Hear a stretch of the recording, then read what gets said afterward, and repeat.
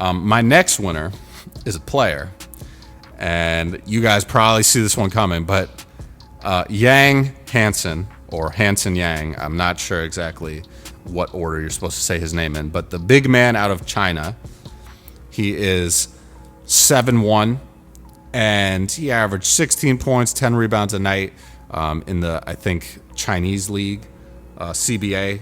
And this was a guy that going into draft night was projected to go in the 40s. In the 40s.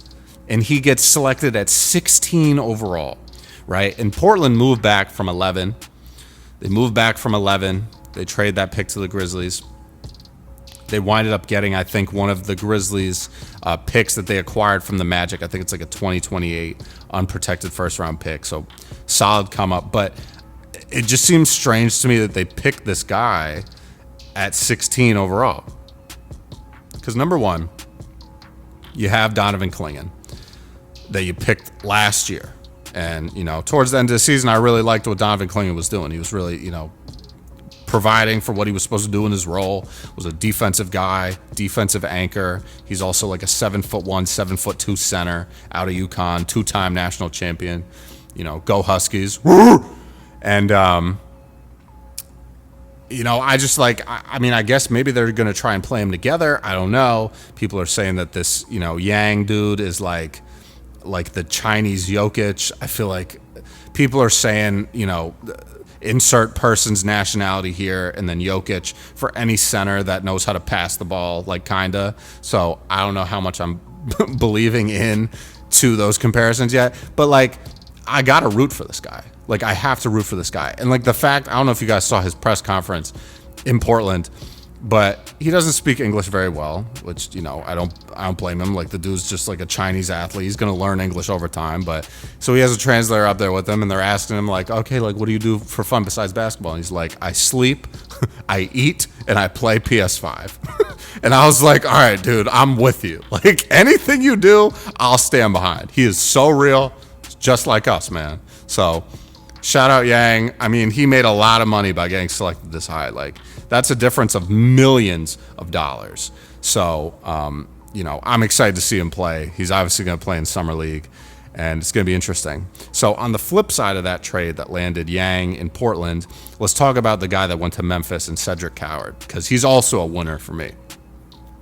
Cedric Coward is a guy that started out at Willamette for his college basketball career, which is a Division III school, right? And then he transferred over to Eastern Washington, where he played for 2 seasons, and then Washington State for this past season. And he did have his season cut short this past season, I think due to a foot injury, or no, it was a shoulder injury, shoulder injury. And that almost helped him because he was averaging like 18 points a game right before he went out. And then I think people were like, okay, like this dude was really ramping up, so we're probably going to get a lot more out of him, you know, come next season once he gets into the league, right? So, and for having 5 seasons in college, he's only 21 years old. So he will turn 22 by the time he gets, plays his first NBA game, regular season game, right? Because his birthday's in September. But I mean, shout out this guy, man. I mean, to go from D3 all the way to being the 11th overall pick in the NBA draft is not an easy thing to do. People are always going to overlook you, especially when you start at D3. I mean, look at a guy like Duncan Robinson, who, you know, kind of had a similar path and then, you know, but he went undrafted and then, you know, kind of started to make his name and made a lot of money, right? It's rare that you see a guy drafted after going through that type of a college career. So shout out Cedric Coward. He's clearly going to, you know, at least be aimed to be the replacement for Desmond Bane. He's going to be a 3-and-D type of guy. He has one of the longest wingspans and standing reaches out of any of the guards that went through the combine, if not the longest. I think it might have been the longest, actually. Hold on, I'm a fact check this for you guys real quick. Yeah, Cedric Coward had the tallest standing reach of any guard at 8'10", and the longest wingspan out of any guard at 7'2" and a quarter, right? And this dude is only 6'6". So to have a 7'2" wingspan when you're 6'6", those are like go-go gadget arms. So Cedric Howard's going to be a really, really good defender. He fits Memphis's identity, like tenfold. It's incredible. So shout out Cedric Howard. Super happy for him. And then obviously the big winner of the draft was Cooper Flagg in Dallas, because obviously they got very lucky by getting the #1 overall pick, but this could not have turned out better for the Mavs, and I'm very happy for Mavs fans because I think they have something to root for again after trading Luka. I think Cooper Flagg is going to be super exciting to watch. He's going to have a lot of runway to kind of play early on in the season, because Kyrie Irving's going to be out probably until at least 2026, probably January or February, and Anthony Davis is going to be a great player for him to play with as well. I think he's a great passer, so I think having that lob threat in Anthony Davis and Daniel Gafford is going to be great for Cooper Flagg. And we're going to see him put up a lot of points. So I'm excited. The thing that did make me mad, though, was Nico Harrison was like, he had a quote like, "Fortune favors the bold." And like, I'm just, at this point, I'm like, dude, you have to stop talking. Like, you don't need to say that. Right? Like, you got incredibly lucky. And a pet peeve of mine is when people act like getting lucky means that they're smart. Because, and I'm not saying Nico Harrison is dumb. I think he's made a lot of bad decisions. But, like, this was not part of your doing unless you're saying that there was something going on with the lottery and that's why you guys won. Because if that's what's going on, then sure, I get your point. But I'm assuming the lottery was not rigged. You got incredibly lucky, and now you have Cooper Flagg when, you trade away Luka Doncic for nothing. Desmond Bane just got traded for 4 unprotected first-round picks, and you traded Luka Doncic for an Anthony Davis that gets injured all the time and 1 first-round pick. So don't act like you had this all planned out, Nico. That's all I'm going to say. But shout out the Mavs. I'm happy for their fans. They have, a young budding star back in Dallas. And I think Cooper Flagg is going to be one of the most interesting players to watch over the next couple of seasons. So we'll see what happens. But now let's talk about the losers, right? And if you've made it this far in the video, shout out you. I appreciate you watching this long. I like to be detailed. So, I'm going through it all, slowly but surely. Loser in this draft, I think, is Ace Bailey still, because even if Utah was a place that he wanted to go to, which I'm unsure if it was, they keep talking about there's a destination in the top 5 that he was told, he told that team that he will not report there if they pick him.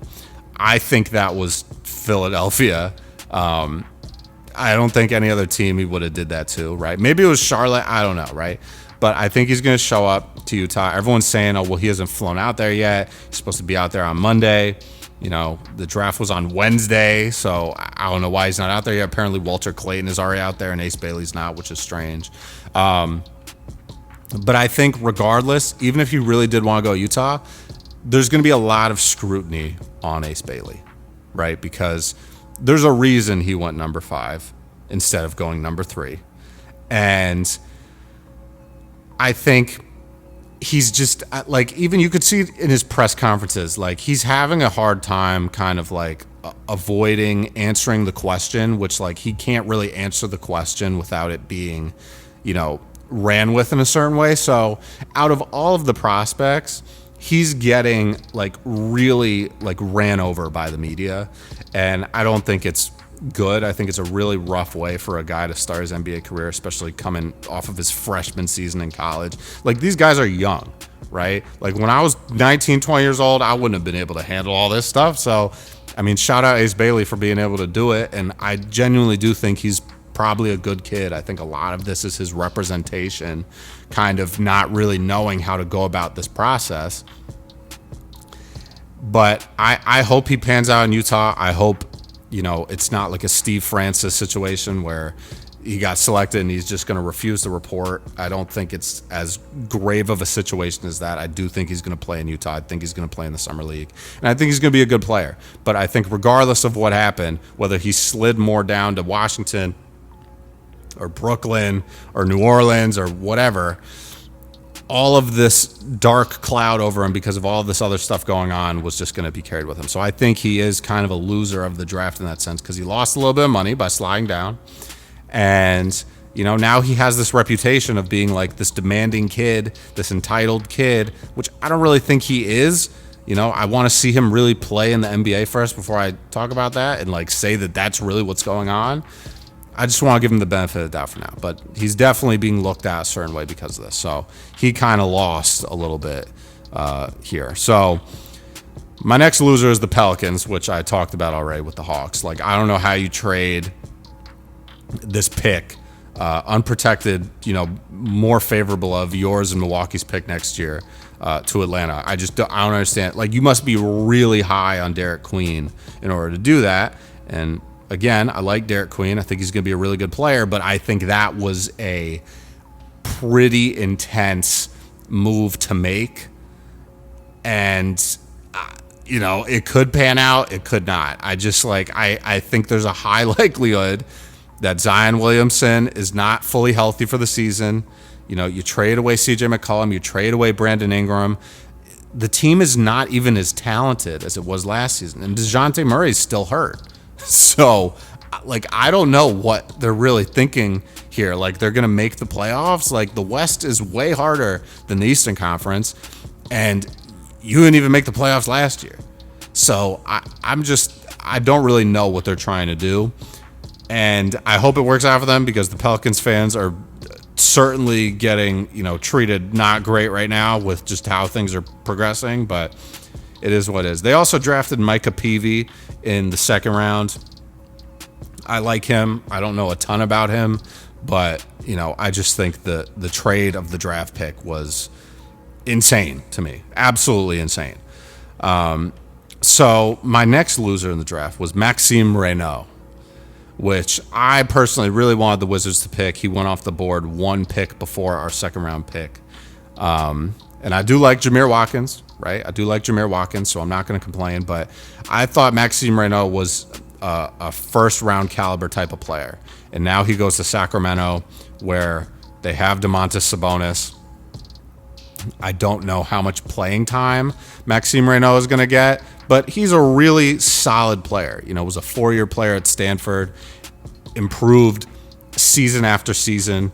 This past season put up, I think like 20 and 10 or something. Let's see here. He put up 20.2 points per game, 10.6 rebounds, 1.4 blocks, 1.7 assists. So this is a guy who can come in and contribute, right? He doesn't have the best three-point game, but he can shoot, from outside the paint.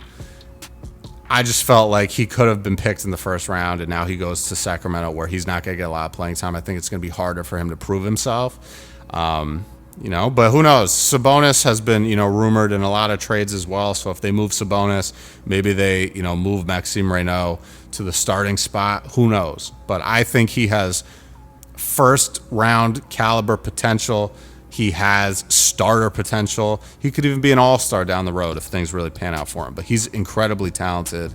I'm a big fan, and I'm jealous that he didn't end up with the Washington Wizards. So maybe one day he'll be on the Wizards. Who knows? But I think he's a very talented player. I think the Raptors also kind of lost here. I don't know why they went with Colin Murray-Boyles. I think he's a really good player, but I feel like he's a little too similar to Scotty Barnes in a sense. Like, he's kind of like that tweener, like power forward, center, undersized, but really strong. And like, he can be a really good defender. I don't really know how he fits into the grand scheme of teams. Like, they just have like this kind of log jam at the forward spot now. You have Scotty Barnes, you have Brandon Ingram, now you have Colin Murray-Boyles. Like, I don't really think he's going to get a lot of playing time, which is why I'm like, why did you pick him? I kind of thought, Kaman Malwak would have been a better pick for them. He went off the board the pick after. I felt like Carter Bryant maybe would have been a good pick for them, even though he's also kind of like a tweener forward. He could also play the shooting guard position if you needed him to. I even thought Cedric Howard could have been a good fit for the Raptors. And not that Colin Murray-Boyles is not going to be a good fit for them.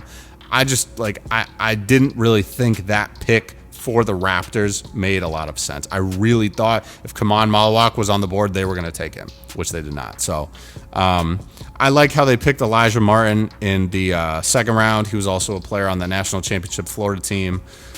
Really strong guard, about 6'3", 210 pounds. Plays with a lot of effort, determination. Averaged about 14.5 points per game on Florida last season.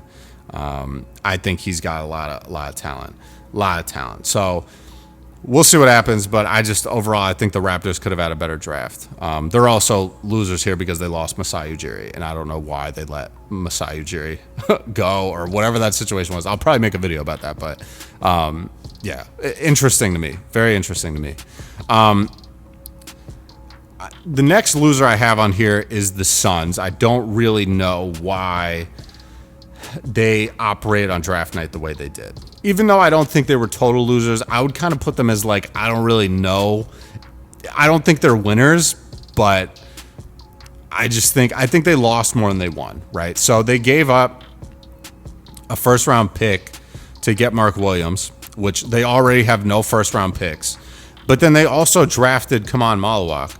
So, they were talking about the new coach there is Jordan Ott, who I believe was with the Cavs, and they were talking about how he was a part of a Cavs team where they're playing Evan Mobley and Jared Allen, right, which are two big guys, right? And, a lot of teams in the NBA, they run a big dude at center or, they run an undersized lineup, but they usually will run one big dude that's like a 7-footer as opposed to two, right? And usually guys that have shooting ability.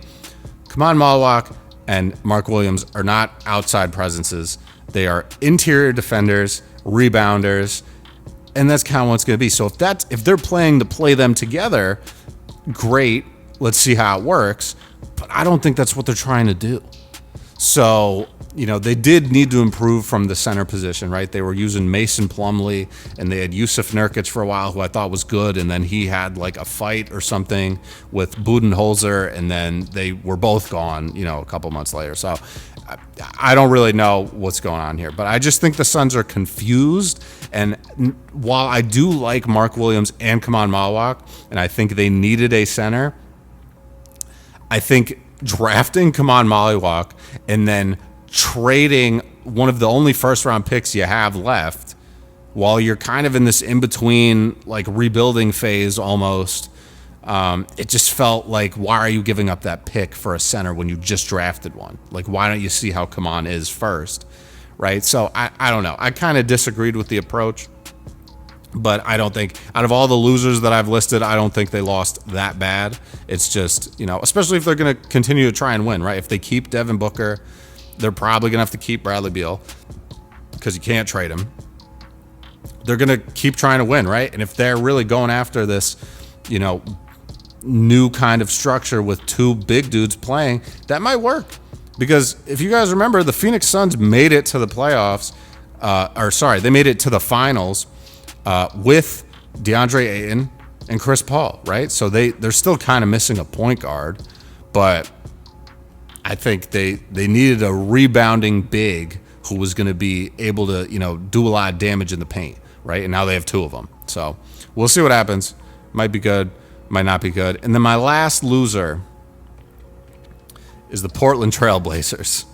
Because while I do think Hansen Yang or Yang Hansen has potential and might very well make me, eat my words and make me look silly a few years down the line, I think they could have done a different deal, traded back maybe even further, and still picked this guy, right? They did get an unprotected first-round pick from Memphis that was originally from Orlando, but they only moved back 5 spots.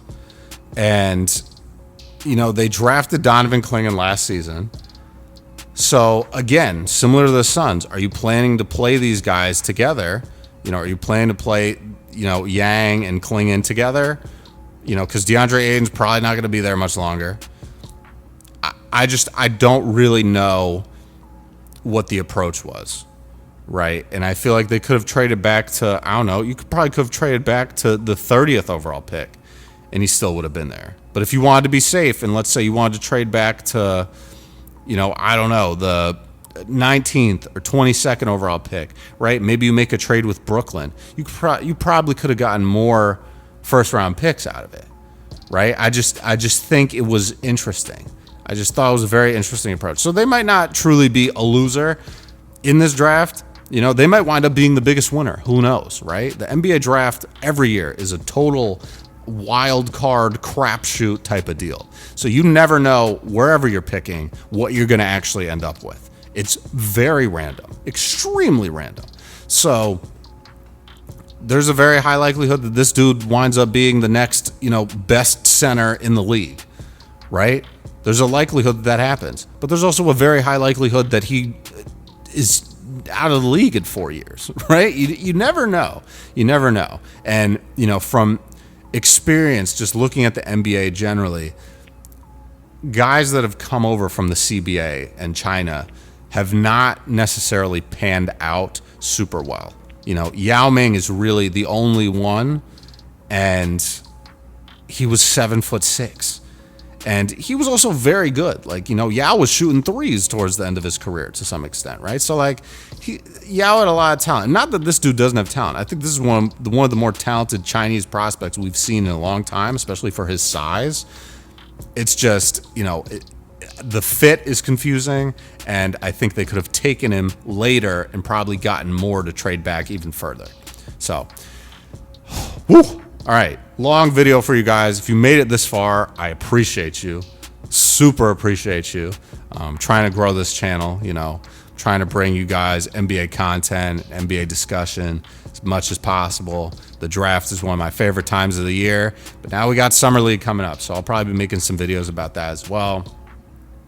And I got more videos on the way, man. But like I said in the beginning, leave some comments down below, your thoughts about the draft class. Who do you think was a winner of this draft class? Who do you think was a loser? That goes for teams, players, anybody. And that's all I got for you guys. So hope you enjoyed the video. I'm going to catch you later. Stay up, stay blessed, stay safe, stay humble, handle business, stand on business. Peace out.